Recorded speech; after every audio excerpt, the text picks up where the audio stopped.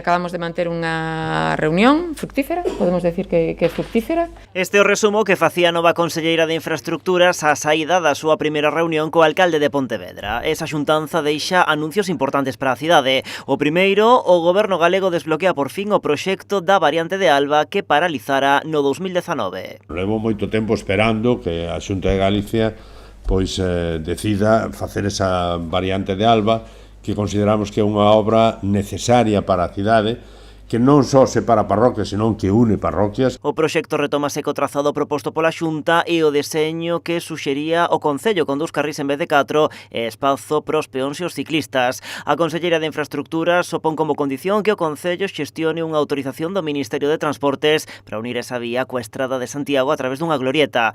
Lores indicoulle que xa contan con ese permiso de palabra e que o van conseguir tamén por escrito. De ter ese informe de conformidade do Ministerio, iniciaríamos toda a tramitación, partindo de cero, coa avaliación ambiental correspondente, o informe de trazado, a aprobación do trazado e todo preciso. E preguntada sobre se neste cambio de criterio da Xunta influiu a carta asinada por 8 colectivos veciñais de Pontevedra demandando esta infraestructura. Evidentemente, sempre que veremos o máximo consenso posible para toda a actuación que facemos. Pero este encontro fructífero entre a conselleira e o alcalde deixa tamén outros anuncios. Martínez e Lores acordaron que os proxectos de vivenda de interese autonómico se sitúen como moito a 1,5 km da Peregrina. Hai acordo total neste tema, as condicións que pon no Concello son razoables. En todo caso, a única condición que poñemos é que estea a non máis de 1,5 km da Peregrina, no sentido de manter esa idea que levamos mantendo de cidade compacta de multiservicios. Ademais, a conselleira comprometeuse a estudar posibles alternativas pro traslado do parque de maquinaria que a Xunta ainda mantén na Xunqueira de Alba, de onde xa desapareceu o parque de maquinaria provincial.